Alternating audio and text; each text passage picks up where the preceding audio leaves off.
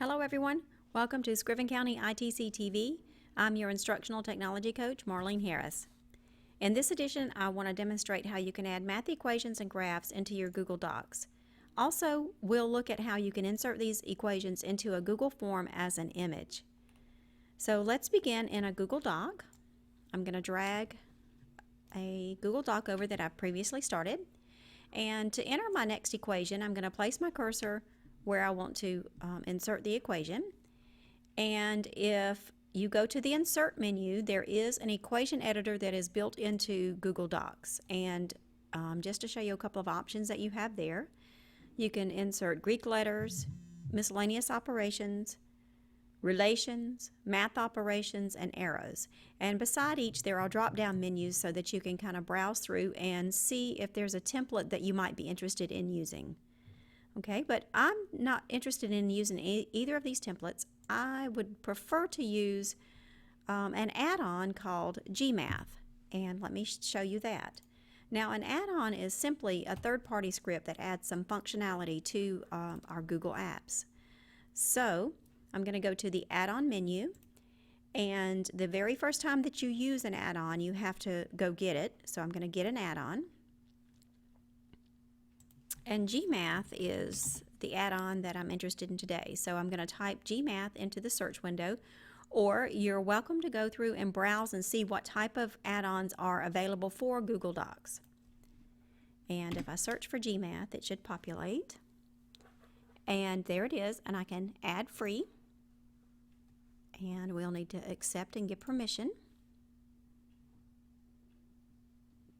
And now that GMath will be available for any Google Doc that I open up in the future. Okay, so now that I have GMath, I want to go add-ons, GMath. Now I need to create a math expression. A window opens up on the right, and you could type directly into the LaTeX window above, or you could scroll down to see some of the templates that are available below, and you'll notice they have everything from basic templates up to calculus and matrix and some commonly used algebra templates.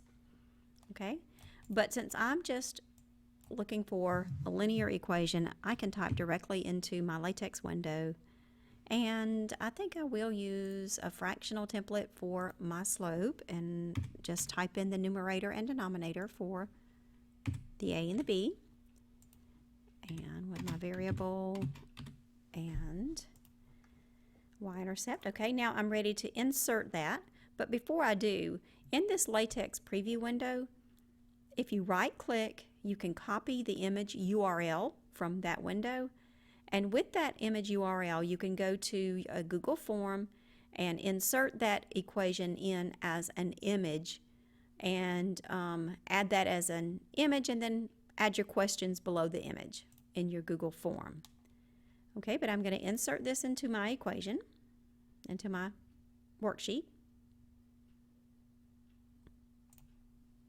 And I see that it added it right where my cursor was placed. That is one word of caution.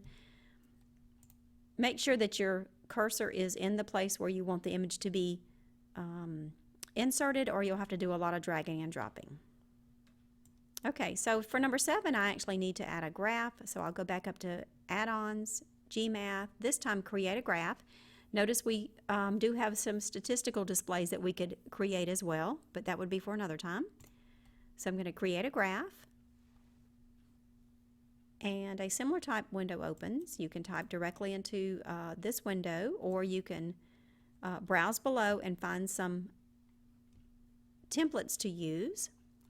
If you would like to type in a series of points to plot some points, you can type in there, and there are some other options at the bottom as well.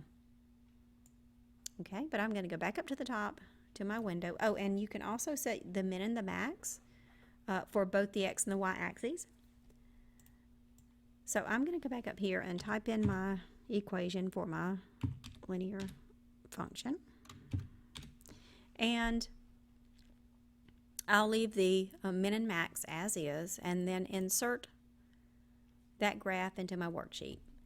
I may need to resize the window a little bit so that it fits where I want it to fit. Now notice that the numbers are at the bottom, and if that bothers you, simply do a wrap text on the image and it will move the numbers up to the top of the graph.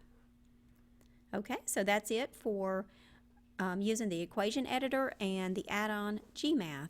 Please let me know if you need any assistance with either of these things. Thank you.